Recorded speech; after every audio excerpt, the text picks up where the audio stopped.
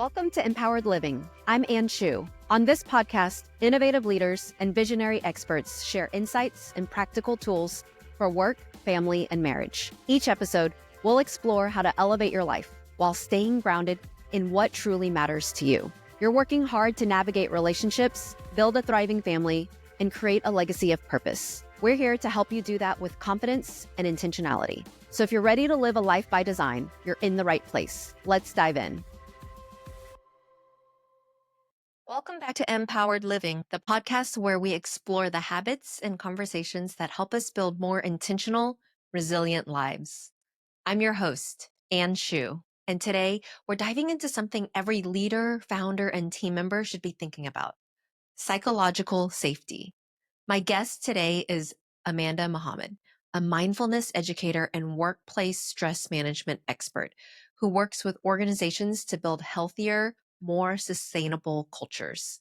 In this episode, we break down what psychological safety actually means, not just a buzzword, but a real framework for creating environments where people feel safe to speak up, make mistakes, and fully show up.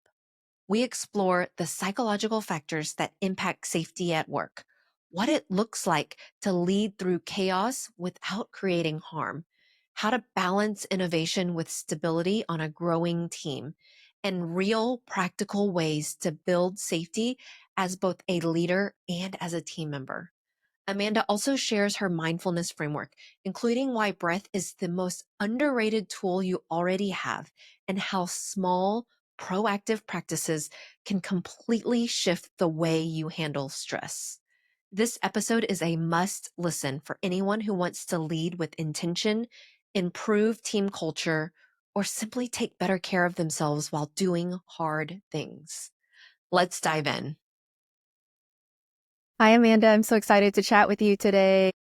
Hey, thank you so much for having me. All right, let's just dive in. So you are a psychological safety expert. Let's just start by telling the listeners, what is psychological safety? So that's a great question because I feel like, so often when people hear the term psychological safety, they're like, I don't know what that is, but I know for sure that I'm not experiencing it, right? And when you just hear the two terms and you piece them together, it's like, okay, psychological, mental, and like, do I feel like mentally safe? And that is a really big part of psychological safety, but it's actually so much more than that. So when I teach on psychological safety and talk to people about it, there's actually different levels that we look at this from and different lenses that we look at it from, right?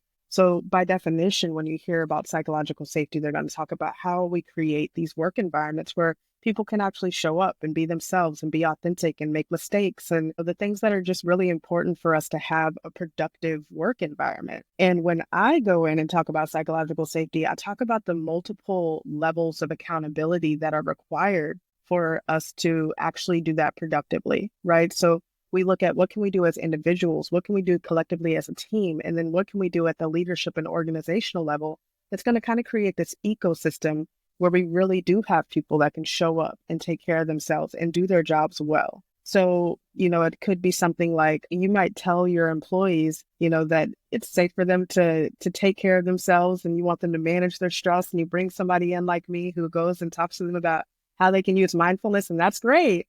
But when you turn around and you don't have, appropriate workload management and you've bogged them down, now we have this counterproductive effort. So you're asking them to do their work, but you're bombarding them with so much that they can't do it effectively. So it's really just looking at the organization as a whole and considering these different psychosocial factors that really create this environment that allow us to show up and take care of ourselves. And those psychosocial factors can be things like the physical safety that your employees feel at work. Like when they walk into the building, if they're in person, are they physically safe? And physical safety can also be, are you stressing them out so much that they're sick, right? You also have things, like I said, like your workload management, workload optimization is what we call it over here, your work-life harmony, right? Do employees feel empowered to actually engage and submit different issues or things that they see going on, right? Do employees have growth opportunities? And are they being recognized for those opportunities? So all of those different things are things that play a role in if an employee actually feels psychologically safe. So it's so much more than if we just feel good at work. It's about the environment that we're creating that allows us to really, show up and do our jobs well. So, what is fascinating is when I hear you talk about psychological safety, Mhm. me as a founder, flaming visionary, I Yeah, tend I to love create a that. ton of chaos. Sometimes I feel like the team is um, overwhelmed by the chaos that I'm creating. So, how do I balance me being free to be me and testing new ideas and trying new things, which inherently creates uncertainty and chaos and failure sometimes, right? How do I balance that with being able to create psychological safety in a team? Yeah, that's such a good question because I'm right there with you, right? Like as entrepreneurs, as visionaries, like we're the ones who we keep the stuff going. You know what I mean? Like all of the workload that is stacking up and all of our ideas and the pivots and the things that pop up that we need last minute. I think one, self-awareness is huge. And we can talk about, the role that stress management and self-awareness plays in psychological safety. Because the first thing is a lot of people, they cause the chaos and they don't even recognize that they cause the chaos. So I think taking accountability as leaders is incredibly important, right? Like to know that, yes, like I know I'm throwing a lot of stuff at you, but communication, letting them know why and the role that they're playing and how it's helping you and why we're doing things this way is really important. So another psychosocial factor to consider is transparent expectations. Is your team clear about what they're doing? Are they clear about the common goal that they're striving for? Because if you're just constantly throwing stuff at them and not really giving them context, well, that's just overwhelming to the system. Imagine when somebody does that to you. So as a leader, I know we always have ideas and things that come up, but really pacing those out. And when they do, giving some clarity and context around why, and also helping your team understand the role that they're playing in how they're seeing that through and why it's important. I know one thing that I do with one of my assistants, because I'm always throwing stuff at her priorities are always shifting. Something as simple as each morning, like sending her a priority list and just letting her know, like, hey, this is switched, this deadline is being moved, like, just that constant communication. The other thing is when we're constantly throwing things at people, we have to keep in mind, just like you said, they are going to make mistakes. And so Mhm. you have to have a culture that supports learning and that supports growth, that also supports them pushing back, that also supports them being able to say, hey, I think there's a better, more efficient, more effective way of doing this. So if you're just throwing stuff at them and moving so fast that you don't even have time to receive that feedback or give them that opportunity to give that to you, that too is going to be counterproductive. So have the self-awareness, be incredibly communicative, and continue to strive towards a common goal. That's going to put you back on track towards creating that more psychologically safe work environment than just leaving everybody in constant chaos and not addressing it or acknowledging how that might be impacting them. Yeah. What about the workload management? Because, we have a couple of businesses, but one of them is still very much in startup mode. And, Mhm. you know, in this startup phase, it's often wearing a ton of different hats, a lot of all hands on deck, trying to move things forward. How do you balance that with the need to provide appropriate workload management for your team so that they do feel psychologically safe? Yeah, I always think about the Oprah effect when I think about like running my business and moving really fast through different projects. One of my biggest like fears, if you will, was growing so fast and moving so fast that I wouldn't have the capacity to manage it.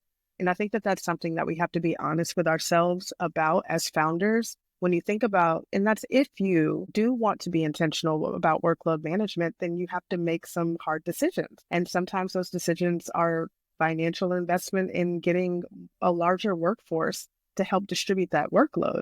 So you can't have the same amount of workload and just say, and put it on the same two people. That's why things like when we talk about transparent expectations, having that role clarity and knowing what this person is on your team to do and letting them do that really well. And then if you need to hire, outsource, contract someone else, like I do a lot of project contracts so that everything isn't falling on someone. And also isn't falling on someone where that's not their zone of genius, right? Like, so getting the right people for the right job and being able to distribute that workload fairly versus forcing all of that work on just a couple of people. So it's really committing to what does it look like to actually distribute that or reevaluate some of the things that you're doing. Is there a more efficient way of doing this? Do we need to create an SOP?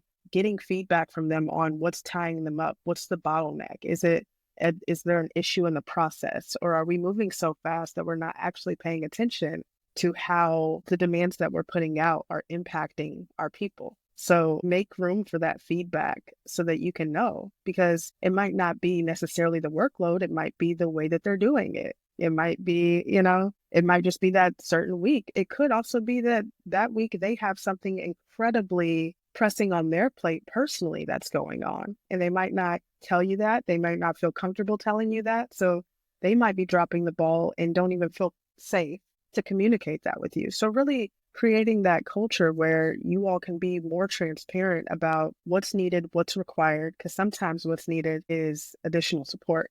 I know I was working with a nonprofit out here, and we did an assessment on their team and got some feedback, quantitative and qualitative, on their experience of psychological safety. And the CEO, they were moving so fast, they were growing so fast. Two people had left. So they didn't just replace the two people. All those two people's workload went on to two other people. So you had two people working two jobs additional, you know what I mean? Additional. They were each working an additional job. And they didn't know how to tell the CEO, if they didn't want to lose their job, that they were just so like stretched so thin. And through that conversation, we were able to be honest about what that looked like for them and how that impacted them. And the CEO hired some support for them in that place. They were growing, they had the resources for it, and now they're in a much more stable position. So something as simple as having that conversation and being honest about what those needs are, will take you a long way. Yeah, that's good. So how do we know as leaders what the level of psychological safety is in our organization, in our teams? Yeah.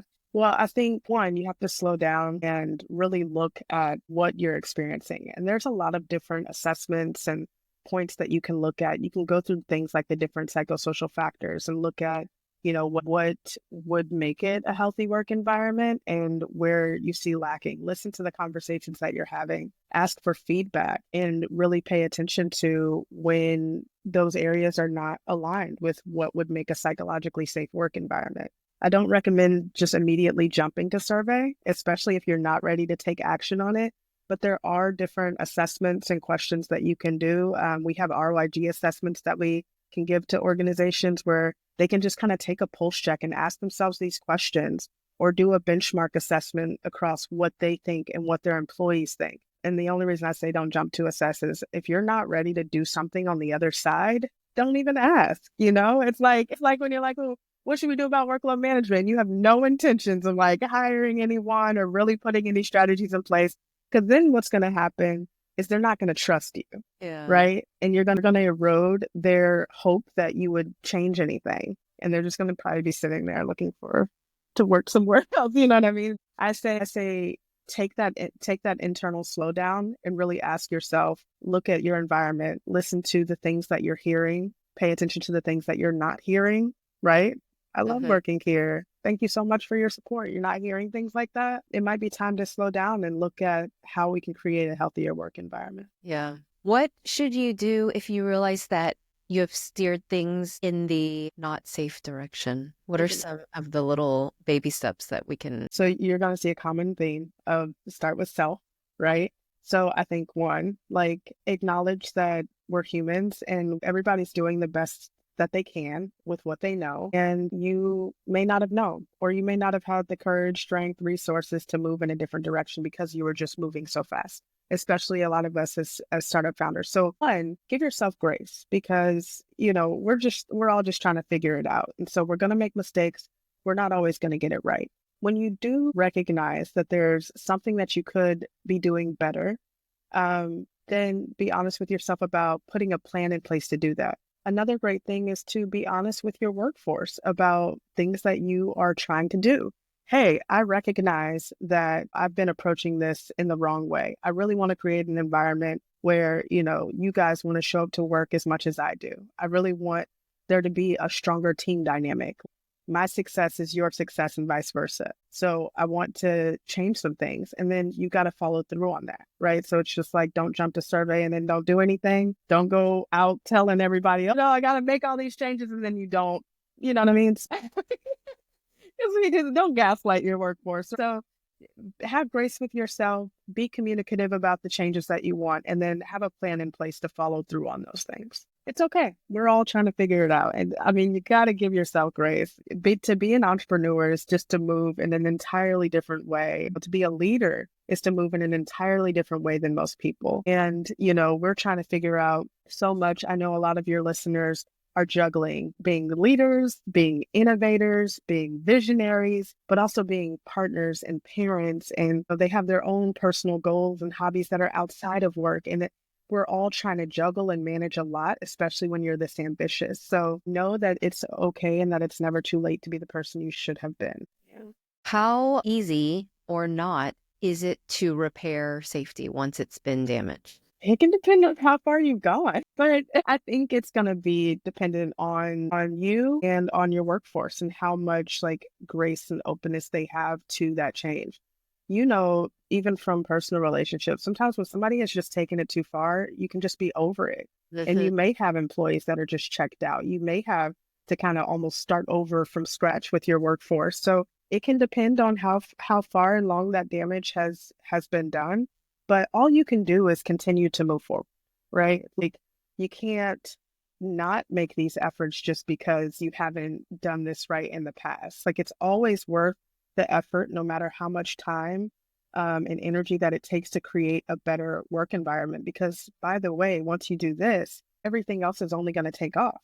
85% of your success in business is due to things like soft skills. And so when you create this environment that allows people to really show up and to flex those muscles and to care and to be on board with your vision and to communicate, like it's only going to help your organization thrive. And also, when you look at the things that employees want when you look at the things that employees want when they join your work environment or join a company, the majority of those things are reflective of psychological safety. Of course, people want money, but in some recent surveys, money wasn't even at the very top. People want to feel respected.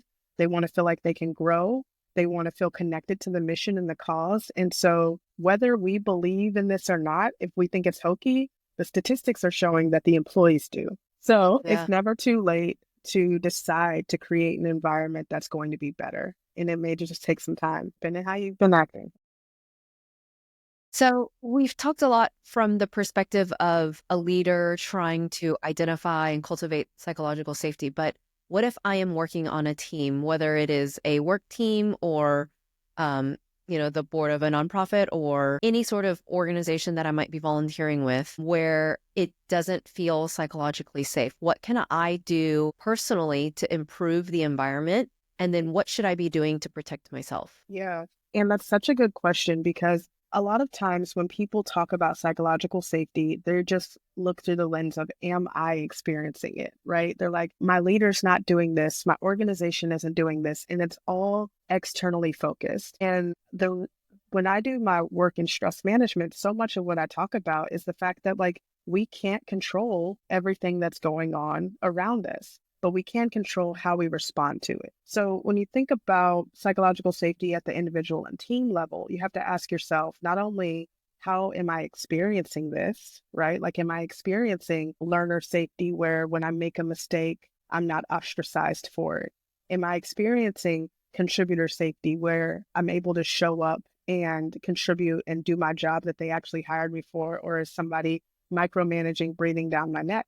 Am I experiencing challenger safety where I can actually challenge the status quo and submit new ideas and ways of thinking of things? So we think about, am I getting this? But you can also ask the question, am I allowing for others to have this? When others are making mistakes, Am I allowing them to learn that lesson? Am I helping them to think through different ways of doing things? Am I giving them grace, just like I want somebody to give me grace? Am I allowing other people to show up and do their job? They were hired and they're here for a reason, just like I was hired and here for a reason. So think of things not just as if I'm getting what I want, but am I also creating this for everyone else?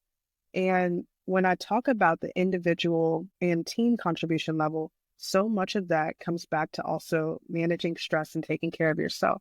The lens in which you see your work environment matters. And it's also going to be impacted by how you are navigating and dealing with the things that you have on your own plate in any given day. One of my mentors slash former clients slash, she always says, how we show up personally is how we show up professionally. And it's so true. And I think it's really important to know that there is a level of accountability for how we are showing up to work and how that impacts the people that we are around. Just like when your coworker shows up to work and they're a jerk and, you walk in and you're just trying to have a good day and they shut you down, they close the office door, they, whatever, how that impacts you, you have to recognize that you could be doing the same thing to someone else. So if we each show up and we're taking care of ourselves and we're cognizant about the way that we're being present in our work environment, that can feed out into the people that we are surrounded with and impact us at a team level. Yeah, that's good. What about, let's dive a little bit into mindfulness. So if I am new to mindfulness, tell me, what does it mean to be mindful and why is it important? Sure. So mindfulness is really just the ability to be present. And there is a million ways to get there. You know what I mean? So a lot of times when I'm teaching mindfulness practices, we have a framework that we work off of. And those are things like breathing and stretching exercises. It's gratitude, it's journaling, it's affirmations, it's shifting your perspective. Those are the things, the wheelhouse that I work in. But really, it's anything that's going to allow you to be present in that moment. And the reason why it's so important is exactly the same reason as, how we started this conversation, talking about when you're a leader or when you're and you're just moving so fast and you're not paying attention oftentimes to the destruction that's being done along the way. You're not seeing the process. You're not seeing the other possibilities when you're just going so fast. And so it's bringing us back to the present moment and allowing us to be truly aware of how things are impacting us, how things may be making us feel, and also being able to make a more clear and intentional decision on the other side of how we want to navigate that. How often we might get stuck in this like stress cycle and we're always experiencing something and it's just stacking up, stacking up, stacking up, and then you just like explode. Mindfulness is what can allow us to take that pause in between and to respond versus just reacting, right? You're just going through the motions and you just anything can set you off. It gives you that pause so that you really can be intentional and clear about the way that you want to move forward with something. So what are the most important, impactful things that we can do to increase mindfulness, to be able to give ourselves that opportunity to pause? Breathe. Like seriously. Breathe. See, it sounds too easy, but you have to think about it. It's something we're already doing. It's something you can do no matter where you are. And it is the thing that will activate the part of your system that is going to slow you down and allow you to be present and to be clear. Like, you got to breathe. So if you, sorry, I'm losing my train of thought. Going to end up having to cut that out. So I lost my train of thought. Yeah. Well, so tell me about what, okay, hold on. Let me ask the question again. So tell me what specific breathing techniques we should use. I mean, Okay, sure. I've heard so many different box breathing and different counting. What is your recommendation? Okay. So I recommend breathing practices, and they can really look a number of different ways. And there's different breathing exercises that are going to elicit different responses from your body, right? So you may have heard of things like breathing counts in and counts out. You may have heard of just making sure that you're breathing out longer than you're breathing in. You may have heard of having some kind of anchor where you're like staring at something and focused while you're breathing. There are tons of different breathing exercises that you can do. What I recommend is that if you're in a stress state and you're looking for breathing exercises that are going to slow you down and really help you to be present, focus on breathing exercises that have you breathe out longer than you're breathing in.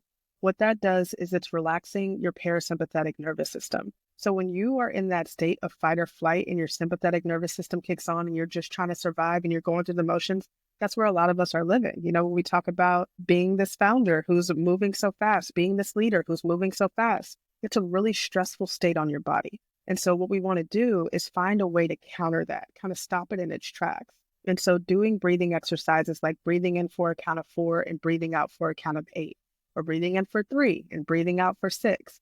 When your exhale is longer than your inhale, you are more likely to activate the part of you that's actually going to be able to relax. And why I always recommend breathing exercises is because they don't take much time. You can do them anywhere. They're accessible to all of us. And if we're already breathing, because you have to, if you're watching this, you're breathing. I'm just inviting you to slow down and do it a little bit more intentionally and see how you feel on the other side of it. And it doesn't have to take much time. It's something that we already are stressed about that we don't have. But if you can skip one phone call on your drive and do those breathing exercises in the car, if you can take a deep breath, we also teach breathing and movement. So here's one. You can do sun breaths where you breathe in and tense up your fist really tight and breathe out, let it go. Do 3 of those under your desk before you know a meeting is going to be tense. And the thing is you want to practice these things proactively, right? So be doing those throughout the day. Don't wait until you are already flying off the handle to be like, oh, what was that breathing? Because you're not even going to think about it. You're too stressed, right? So if you're doing it along the way, if each morning you wake up and you do 3 minutes of breathing and you do a minute pause at noon and you do, a minute pause in the evening, what you're doing is you are rewiring your brain and your resources to know that this is something that works for you to calm down. Right now, maybe what you do to calm down, allegedly, is you might cuss people out, or you might shut down, or you might increase your happy hours, or whatever it is that you do. These are all coping mechanisms. Doesn't mean they're healthy, but it invites in a new coping mechanism. And then when you've been doing it over and over, when your body really needs it, it knows it as a resource. So that's why I don't really care which breathing exercise it is. Just continue to do it and invite it in so that you are practicing being calm, so that when you need to be calm, you know how to be calm. I know one of the examples that I tend to use, like in my trainings, I talk about how, if you're an athlete, right? So when believe it or not, you can't see from here, but I'm 5'1.5". I used to play basketball. I also was a dancer. And so, when the coach called out a play, I knew exactly what to do. Why did I know what to do? Because we had practiced it over and over and over. Same thing with dance. When a song came on, I knew my choreo. Why? Because I practiced it over and over. And you have to think about this like in the game of life. What are we practicing so that when lifes and calls out a play, hey, I really need this, we can hear it and we can know what to do. So that's why it's so important to be proactive about things like mindfulness and inviting in exercises that work for you. Breathing exercises work superb for me. I recommend them for everyone. There's a ton of science behind supporting it.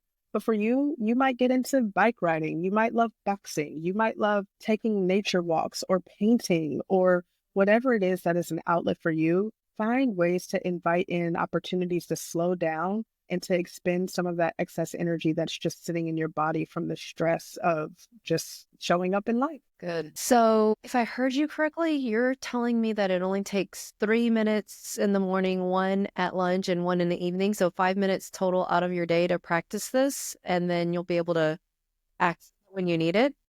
So I wouldn't think of it as like formulaic as that, because there's no certain formula. And there's also everyone's systems are different. You could be dealing with things that are passed down your bloodline, epigenetics, different things through your DNA, different things that you've experienced can cause you to react to different resources differently. So I wouldn't say, okay, if I do 3 minutes now, 1 minute now, 1 minute now, then I'm going to be good and I'm never going to react to anything suboptimally again. That's not the case. What I would rather you think of it as is, when can I sprinkle in some opportunities for me to practice these things that work for me, right? And then think of it like a muscle. The more that you practice it, the stronger that muscle becomes. Some people's muscles are a lot more flimsy than others. They have a lot of work to do. You got to cut some fat, right? Like that's the therapy, that's the coaching, that's all the other stuff. But we just want to start inviting in those resources that we know can work for us when it comes to taking care of ourselves and just kind of building those muscles of resilience and being able to, when something does pop up, we know that we have something in place that can help us to move through that moment. And again, it doesn't mean that it's always going to be done perfectly. But what you may find is that with time, as you continue doing practices like that, you may find yourself responding to things differently.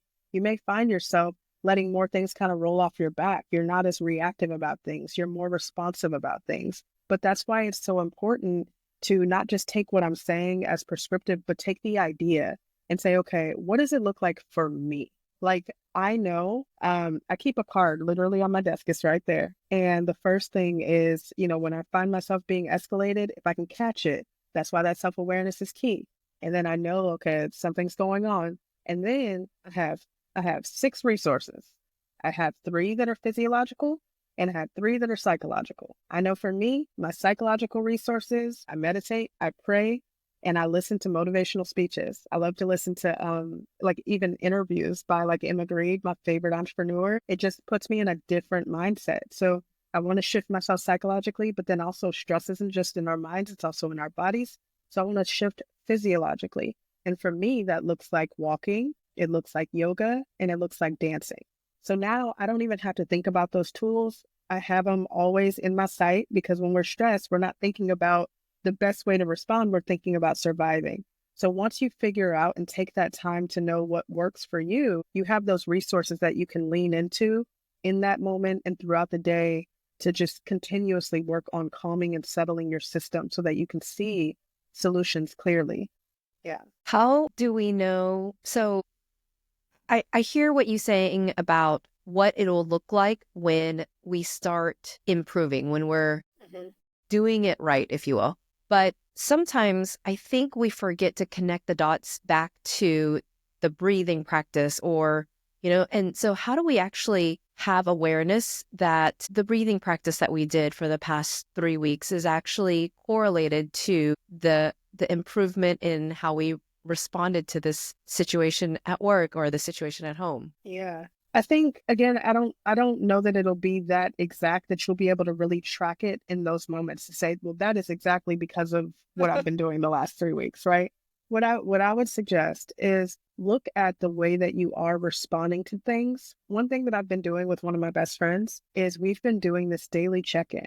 And we say, where are you? And that we do a scale of 1 to 10, and it's an assessment of kind of our mental health. So if I say I'm at a 6, then she may say, okay, what are you going to do? Which is going to move me closer to my 10, right? Like, okay, well, I'm going to go take my meditation class tonight, or actually, I'm going to cancel this dinner because I just don't have it in me, right? And so taking those constant check-ins and inviting yourself to slow down. So, I also don't want to look at it prescriptive because you don't want to look at it as like a failure because you respond to something a certain way. You are human and you're not always going to get it right. And just because you did some breathing exercises Tuesday, Wednesday, and Thursday doesn't mean that you're not going to go off on your assistant who failed to get something in on Friday. Like, but maybe you don't fully cuss them out, right? Maybe instead of just going off on them, you address the situation and you actually help them to move to a solution. So what I would pay more attention to is the way that you are responding to things that you are experiencing, and also just looking at how things make you feel. So sometimes in my trainings, well, I haven't done this in a while, but we used to do pre-post tests. So we would look at how we felt before a practice and how we felt after a practice. You can do that yourself. You can take a check-in. Where am I right now? I'm stressed. You did a 3-minute breathing exercise you found on YouTube. Okay, I feel more focused. Okay, like that's a little benchmark assessment. So if you do want to track those things, you can use habit tracking systems. You could use a journal to look at progressively how you're feeling throughout the days. You can say, okay, like I notice right now that I'm feeling this way. Tonight I'm going to try this, right? So just start weaving things in. And I always try to focus on things that don't take a lot of time because the folks that I work with don't have a lot of excess time. So use resources that are readily and available to you, like your breath, in those moments to just help you to de-escalate. And again, the more that you practice them on the front end, the more that your brain is going to be able to find them as a resource when it really needs it. Because when you're really stressed, you're not going to be like, oh yeah, let me do, it's got to be something that's there for you. So just start building the habit like you would build any other habit that you really want to strengthen and that you want to get better at. Be better at your self-care, be better at your self-awareness, take those check-ins, and then again, know what tools work for you. You can do something as simple as keeping a card on your desk that Mm. has your resources written down and having that right there for you. You could take a picture of your card and make it the background on your phone because you know you're going to touch it. And then have constant reminders to slow down and check in. Put a sticky note on your monitor, put a sticky note on your mirror, the places that you pass by a lot. Just start putting little reminders in areas. Set a reminder on your phone that says, hey, checking in, where are you 1 to 10? If you don't have a friend that you can call up and do that with. So take like radical responsibility on the things that you can do that are going to help you to build those muscles of taking care of yourself. And then the more that you practice them, the stronger they become, like any other muscle. Your brain is brilliant and it's flexible. The way that you've responded to things throughout your life it's not your sentence for the rest of your life. So if you want something different, begin to put some things in place to be different. Just like at one point, I don't know if you did, but I definitely worked somewhere I didn't want to work and I had to make a decision of what I wanted to do. And I quit my job and I started this. And, it's the same thing in life. If you don't like the way that you're responding to things, if you don't like the way that you're leading, if you don't like the way that you're showing up in your home or whatever, like you have to make a decision on what that looks like and just start putting the things in place and giving it a try. Yeah. Okay. So I just want to talk a little bit about meditation because I'm totally bought into the idea of meditation. I want to do it, but my biggest struggle is building the habit, building the Mhm. practice. What tips do you have for me who I feel like every year I've set a goal to work on creating this beautiful meditation practice, and every year by January, February, I've already gotten off track. Yeah. I think it can be like, we start the year and we're like, I'm going to lose 40 pounds. And you start going to the gym and then it just like drops off. Start small. Okay. I definitely suggest start small. Like start at 30 seconds if you have to. Okay. Like 30 seconds, then a minute, then 3 minutes, then 5 minutes, then 7 minutes, and like work your way up. Because if we start out like trying to just completely change and overhaul everything, that can be oftentimes be more overwhelming than just, gradually allowing ourselves to increase, especially if it's something that doesn't come supernatural to us or if it's kind of weird. And also with meditation, it can be hard for folks because a lot of stuff can come up when we meditate. That's a big reason why a lot of folks aren't slowing down, because when you slow down, stuff comes up. You have to face how you actually feel about things. You have to make decisions that are a little bit harder, but there's a lot of beauty that's in that process as well. So what I would recommend is starting small, and you can do quick breathing exercises, meditations that you can find on apps. There's a number of apps right there in your phone. There's YouTube that has an abundance of different videos and things that you can listen to and that you can do. You can also, if you have, 30, 45 minutes, there's different studios throughout our area that will have lunchtime meditations, and you can force yourself to go and like carve out that time and get a subscription and commit to that. But I think what troubles a lot of folks is thinking that it has to be this like big, grand, like you have to go and like meditate in the woods kind of thing. And that's not the case at all. Okay. Like you can do this right in your car. Like you can do this as you're breathing and as you're driving. Just don't close your eyes while you're driving. But there are so many things that you can do that are right there, accessible, available to you. It's just making the commitment to it and allowing yourself to like allowing an introduction to it and then allowing it to increase. Another thing that I just want to add, because a lot of folks with meditation, they're like, oh, my mind just goes back and like it's just all over the place. So what I teach is actually it's a mindfulness practice that actually incorporates movement. And it's for that exact reason. A lot of folks just trying to sit and breathe is like torture, especially folks that have experienced really troubling things in the past. Maybe they have PTSD. It's just like this opportunity where so much can flood in. And so I always recommend bringing in a third element.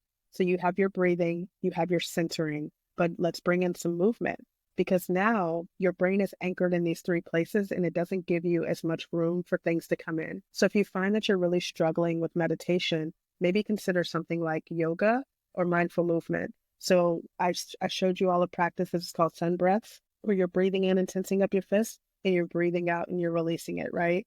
You can do shoulder movements. You're breathing in, shoulders come up, breathing out, shoulders come down. You can do neck movements. You're breathing in, breathe out, dropping the neck, breathe in, breathe out, dropping the neck.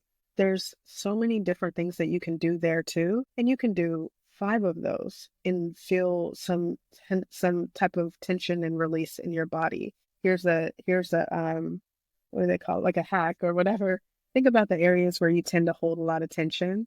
So if you notice that your jaw tightens or your shoulders, yeah.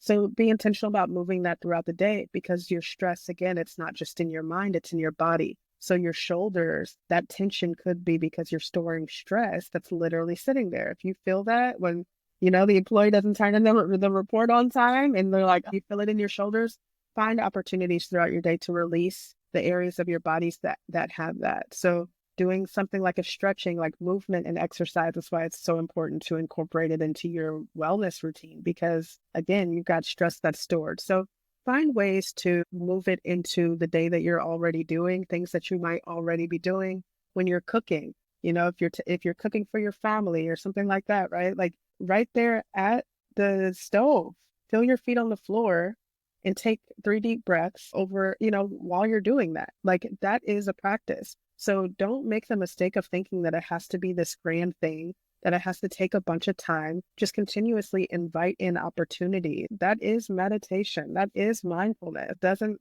like it can be what you make it. So don't think that it's another task incorporated into the task that you're already doing. Okay, that's helpful. Yeah, good. I hope so. I'm gonna be checking on you. Yeah. All right, Amanda, it has been amazing chatting with you today. I've learned so much and I've got a lot to think about with how we're running our business and what I can be doing to create more psychological safety in our team, and then also what I should be doing with my mindfulness practice. So thank you so much for joining us today. And we're going to drop your contact information in the show notes so that people can reach out to you if they have any questions. Sounds great. Thank you so much for having me. Everybody create a great day. Thanks, Amanda. Thanks for tuning in to Empowered Living. I hope today's conversation sparked some inspiration and gave you tools to live more intentionally in your family, work, and life.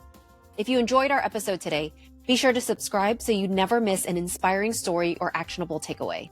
And if you know someone who would love this episode, share it with them, because living an intentional life is better when we do it together. Until next time, remember, the life you want doesn't happen by chance. It happens by choice. Let's keep creating it one step at a time.